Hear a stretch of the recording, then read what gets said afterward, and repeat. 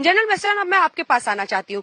क्या हम धीरे धीरे भारत की बढ़ती ताकत के बीच भारत के रुख, भारत की नीति, भारत की सोच की तरफ पूरी दुनिया की नजरें देखते हैं, गड़ी हुई देखते हैं? एक एक एक एक दबाव भी होता है कि भारत क्या इस पर कर रहा है, चाहे वो आतंकवाद के खिलाफ हिंदुस्तान की जंग हो, प्रधानमंत्री नरेंद्र मोदी हर मंच पर उस पर बोलते आए हैं, चाहे वो अमेरिका ईरान संकट हो, चाहे वो अफगानिस्तान में तालिबान संकट हो, चाहे वो रूस यूक्रेन की जंग हो। भारत की क्या सोच है, भारत की क्या नीति है, भारत का क्या स्टैंड है, वो हाईएस्ट स्क्रूटनी में पूरे विश्व में रहता है। मिस्टर साहब,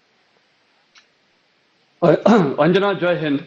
आपने बहुत महत्वपूर्ण सवाल उठाया है और मेरा भी सोचना यह है कि जिस प्रकार भारत की अभी इंडिपेंडेंट फॉरेन पॉलिसी चल रही है और जिस प्रकार पूरी वर्ल्ड हमें रिकॉग्नाइज कर रही है as one of the most important leading powers in the world, उसमें हमें कोई शक और संदेह नहीं है कि इंडिया की स्ट्रेटेजिक इंपॉर्टेंस और हमारा स्ट्रेटेजिक रोल, स्ट्रेटेजिक सिग्निफिकेंस बहुत बढ़ गया है। तो इसीलिए सारे ताकतवर देश, सारे इंपॉर्टेंट देश भारत की तरफ अभी देख रहे हैं और हमने भी काफी अच्छा इनिशिएटिव लिया। हमारे प्रधानमंत्री ने हर कंट्रीज में गए। आपको थोड़ा सा एक उदाहरण देना चाहता हूं। जब इन्होंने, प्रधानमंत्री ने उनकी जो स्वेरिंग इन थी, सबसे पहले उन्होंने सारे सार्क देश के हेड्स ऑफ स्टेट्स बुलाए थे। उसके बाद आपने, क्योंकि ये अफगानिस्तान की बात की, तो जब प्रधानमंत्री काबुल से आ रहे थे, उन्होंने एक पहल की, एक स्ट्रेटेजिक सिग्निफिकेंस की कि वो नवाज शरीफ से जाके मिले थे। तो कहने का मतलब है कि हमारी जो इंडिपेंडेंट फॉरेन पॉलिसी है, हम किसी के दबाव में नहीं आते हैं और इसीलिए अब पूरी वर्ल्ड को लगने लगा है कि इंडिया से हमें काफी सबक मिलते हैं। स्ट्रेटेजिक एक उनको समझ में आता है कि इंडिया की जिस प्रकार नीति चल रही है वो बहुत अच्छी है। और ये जैसे यूक्रेन की भी, अभी ये रूस और यूक्रेन के बीच में जो लड़ाई हुई है, हमारा बहुत प्रिंसिपल स्टैंड रहा है और हमने किसी का साइड नहीं लिया है।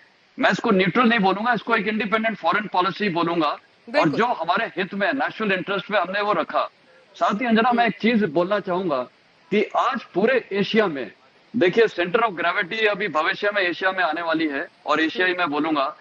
हमारे साथ जो एक टक्कर वाला देश है वो चीन है। आज चीन की फॉरेन पॉलिसी देखिए, चीन को कौन सा देश मानता है? चीन सिर्फ आज की तारीख में रशिया के साथ अलाइंड है और आज हम हर देश के साथ इतने हेड्स ऑफ स्टेट्स अभी पिछले एक 3-4 महीने में हमारे पास आए। हमने कितने कितने कॉन्फ्रेंसेस किए हैं। तो कहने का मतलब है, जो एक हमारी अहमियत बढ़ती जा रही है, ये एक बहुत अच्छी चीज हो रही है हमारी कंट्री के लिए। अब इससे हमारे को क्या लेना है वो भी हमने देखना है।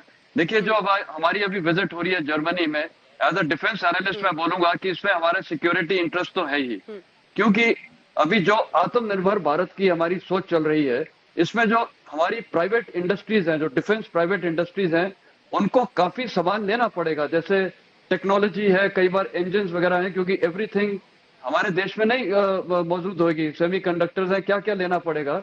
तो जो डाइवर्सिटी हम कर रहे हैं, हर कंट्री से हम हमारी रिलेशनशिप चल रही है, तो वो एक हमारी सिक्योरिटी उसमें भी बढ़ती है। क्योंकि अगर हम एक ही मात्र कंट्री में डिपेंडेंट होते हैं, तो वो हम जब डिपेंडेंट हो जाएंगे तो वो हमें कभी भी तंग कर सकता है, हमें मतलब सही समय पे वो हथियार वगैरह नहीं दे सकता है। तो आज की तारीख में हमने जो डाइवर्सिफिकेशन किया है और जो अभी जर्मनी के साथ भी मेरे को काफी उसमें उम्मीद है कि कुछ टेक्निकल ट्रांसफर्स होंगे हमारी डिफेंस के लिए, तो ये हमें एक अहमियत वाला दिशा देती है कि हमारी सिक्योरिटी इसमें बढ़ती है, क्योंकि हम डाइवर्जेंस ऑफ इंटरेस्ट हमारे हैं सब कंट्री के साथ। तो मेरा अंजना सोच विचार यही है कि जिस प्रकार आज की तारीख में भारत चल रहा है, मेरे ख्याल we are a very important leading country in the world. और मैं तो हमको बोलूंगा, हम शायद मेरे को याद है चिली के एम्बेसडर बोलते थे जब मैं कर्नल था चिली एम्बेसी में, कि India is the capital of global south. मेरे को लगता है shortly India will be one of the leading powers in the whole world. हम दिशा देंगे और मेरे ख्याल अभी ये जो मीटिंग होगी तीनों देशों के हेड्स ऑफ स्टेट और नॉर्डिक के साथ भी, थोड़ा सा वो शायद इंडिया को बोलेंगे कि हम ये रूस और यूक्रेन को ये लड़ाई कैसे रोक सकते हैं। कि जैसे आपने देखा यहाँ पर इनके भी जो एम्बेसडर थे यूक्रेन के, उन्होंने हमारे प्रधानमंत्री को बोला। क्यों बोला? क्योंकि एक उम्मीद है। तो शायद सब देशों को उम्मीद रहेंगे, क्योंकि आज की तारीख में हमारे प्रधानमंत्री के रिलेशनशिप जेलेंस्की के साथ भी अच्छे हैं, प्रेसिडेंट पुतिन के साथ भी अच्छे हैं। तो शायद वो हमसे रिक्वेस्ट बिल्कुल। करेंगे ये बाकी हाँ। देश की हम कुछ पहल करके हाँ। और कुछ इनिशिएटिव लेके शायद ये लड़ाई को जल्दी से रुकवाएं, बिल्कुल। क्योंकि वो सबसे बड़ा फोकस है आज की जनरल तारीख में वर्ल्ड मेहसान, का। ये जो पर्सनल केमिस्ट्री प्रधानमंत्री नरेंद्र मोदी की तमाम राष्ट्राध्यक्षों के साथ है, उसको पूरी दुनिया में उसकी दाद दी जाती है, उसकी पूरी दुनिया में चर्चा होती है। ब्रांडनबर्ग गेट पर हम मौजूद हैं और भारतीयों का यहाँ पर कुछ देर पहले यहाँ पर तेलंगाना की परफॉर्मेंस हो रही थी और अब बारी गुजरात की। थोड़ा साइड हो जाइए सर। गुजरात की है और गरबा आप देख रहे हैं। जबरदस्त जोश और उत्साह है इन महिलाओं में जो यहाँ पर मौजूद है और इनमें से एक दो से हमारी बातचीत भी हुई थी पहले, जिन्होंने ये कहा था कि गुजरात के रंग ना आए अगर प्रधानमंत्री नरेंद्र मोदी आए हैं तो ऐसा कैसे हो सकता है। और ये जर्मनी के अलग अलग हिस्सों से तमाम महिलाएं आई हुई हैं जो यहाँ पर गरबा करती हुई आपको नजर आ रही हैं। ये तस्वीरें जो आप देख रहे हैं, ये ब्रांडनबर्ग गेट जो कि सबसे ऐतिहासिक बिल्डिंग आप कह सकते हैं एक तरह से है यहाँ पर ब्रांडनबर्ग गेट, और ठीक उसके सामने ये मिनी भारत की तस्वीरें हैं जो आप देख रहे हैं। गरबा के नृत्य के साथ जो जोश यहाँ पर महिलाओं में दिख रहा है, उत्साह तमाम भारतीयों में दिख रहा है और इनके सबके बीच ये गरबा का वो रंग है जो हिंदुस्तान और हिंदुस्तान की बढ़ती हुई ताकत का एक नजारा है। जब आप जर्मनी में बर्लिन में ऐसी महत्वपूर्ण जगह पर, जो सबसे महत्वपूर्ण इमारत एक तरह से ब्रांडनबर्ग गेट है, उसके सामने आप मिनी इंडिया देखते हैं। सॉफ्ट पावर डिप्लोमेसी के साथ साथ ये देखिए अब यहाँ पर जो मौजूद पुरुष है वो भी गरबा करने लगे हैं। गुजरात का जो रंग और जोश यहाँ पर दिखाई दे रहा है उसको कोई रोक नहीं सकता, उसको कोई टोक नहीं सकता। बताइए कितना जोश है? पूरा जोश है। गरबा के लिए कोई कोरियोग्राफी नहीं लगती, सिर्फ मोदी जी और म्यूजिक लगता है। मोदी मोदी मोदी मोदी मोदी मोदी मोदी प्रैक्टिस किया है ऐसे जोश में बस सब हो रहा है। जोश में सब हो रहा है और जो 2 दिन की प्रैक्टिस और मोदी जी का जोश। आप बताइए। बहुत ही अच्छा लग रहा है। तो ये गरबा के रंग आप देख रहे हैं जो कि अभी रुकने का नाम नहीं ले रहे। तो ये जल्दी से गौरव जी आपका रिएक्शन अगर क्रिटिकली एनालाइज करें तो केसी सिंह साहब का कहना है कि हिंदुस्तान का ये रुख और हिंदुस्तान की ये विदेश नीति की धमक हमेशा से रही है, हर प्रधानमंत्री अलग अलग तरीके से उसको सामने रखता रहा है। क्या नया है उसमें, कौन सा नया रंग भरा है मौजूदा सरकार ने?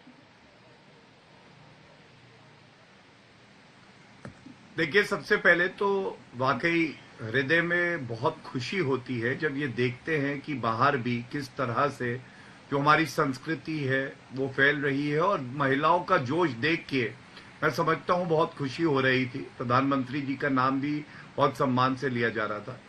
जो केसी सिंह जी ने कहा, मैं केवल इतना ही कहूंगा, ये वो समय नहीं है अंजना जी कि हम किसी और प्रधानमंत्री को कम करके आके और दूसरे की तारीफ करें। ये समय है भारत की बात करने का। और तभी मैंने आपको अमेरिका और रूस की एक तुलना करते हुए उदाहरण दिया। हम दोनों से अपने रिश्ते मधुर रखते हैं। इसी तरह से आप याद करिए किस तरह से मोदी जी इजराइल भी गए थे और फिलिस्तीन भी गए थे। लोग कहते हैं उनमें शत्रुता है, लेकिन भारत के लिए ये अच्छा था कि हम उनकी शत्रुता को अनदेखा करके अपने मधुर संबंध बना सके। पहली बात जो मैंने आपको बताई, मैंने कहा कि ये समय है जब रूस और यूक्रेन में युद्ध चल रहा है। दूसरा, हमें नहीं भूलना चाहिए कोविड की महामारी अभी भी पूरी तरह से खत्म नहीं हुई है, और पूरा विश्व जहां बड़ी जितनी इकोनॉमी है उनकी ग्रोथ रेट कम हो रही है, वहां पर आप आईएमएफ का या तो सर्वे देखिए या किसी का भी, भारत की अभी भी बड़ी जो इकोनॉमीज है उसमें सबसे तेजी से बढ़ती हुई इकोनॉमी है। ये क्या करता है? ये हमें एक बार्गेनिंग पावर देता है। हम लोग एक पोजीशन ऑफ स्ट्रेंथ से सबसे बात कर सकते हैं, और फिर उस पे मोदी जी का जब नेतृत्व मिल जाता है तो बड़े फैसले लेने की क्षमता बढ़ जाती है।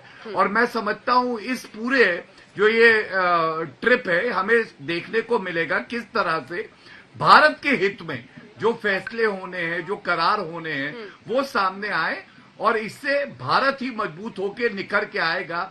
इसी उम्मीद से ये यात्रा है, और मैं समझता हूं इस पे सबकी सहमति होगी।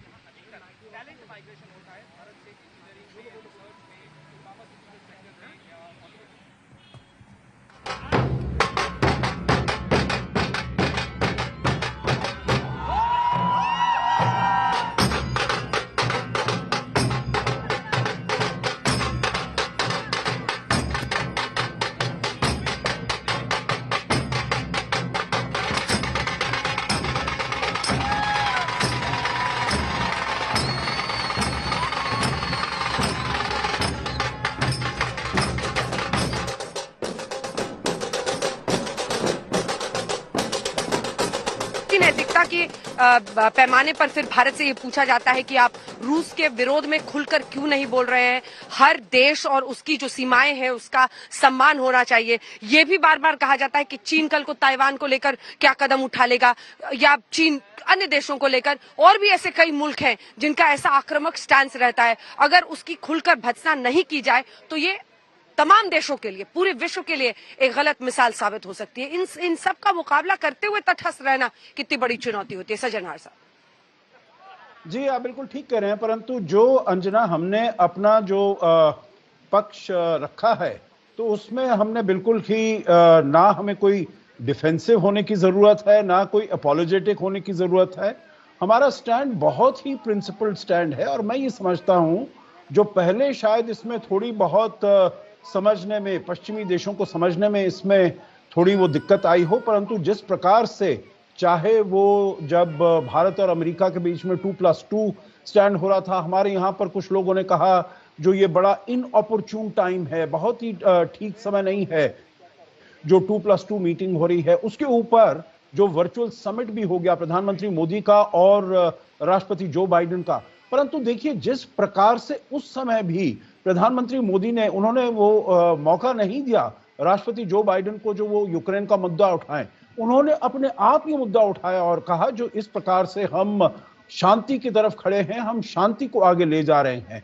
तो इसीलिए मैं समझता हूं जो कोई वहां पर ऐसी वहां पर चाहे बोरिस जॉनसन आए हों या उर्सुला वॉन डर लेयन आई हों या उससे पहले जापान के प्रधानमंत्री आए हों या वर्चुअल मीटिंग हुई हो स्कॉट मॉरिसन के साथ, तो मैं तो ये समझता हूं जो बिल्कुल ठीक तरीके से भारत का पक्ष उन्होंने समझा है। एक बात मैं और कह दूं, देखिए जो ये केसी सिंह जी ने कहा था जो ओलाफ शोल्स गए, सबसे पहले उनकी विजिट थी वो जापान में गए, भारत नहीं आए। देखिए उनका भारत आना बनता नहीं था। मैं क्यों कह रहा हूं ये, क्योंकि देखिए अगर इंटर गवर्नमेंटल कंसल्टेशन है तो पिछली बारी 2019 में जल्दी से आपसे कंक्लूडिंग रिमार्क इस पर।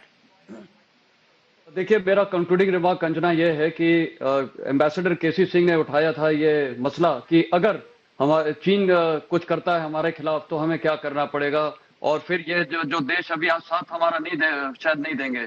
मेरा इसमें यह सोच है कि देखिए आज पूरे वेस्ट को, अमेरिका को पता है कि इंडिया का जो स्ट्रेटेजिक लोकेशन है सबसे ज्यादा इंपॉर्टेंट है। We are a counter to China, तो इनको हमारी रिक्वायरमेंट होगी, और जब वक्त आएगा तो इंडिया, पहली बात तो खुद हमारे में शक्ति है, दूसरी बात दूसरे लोग भी हमारी मदद करेंगे, दूसरे देश, और मेरे को लगता है काफी लोग इसमें मदद करेंगे, क्योंकि इंडो पैसिफिक रीजन ज्यादा इंपॉर्टेंट है आज की तारीख में।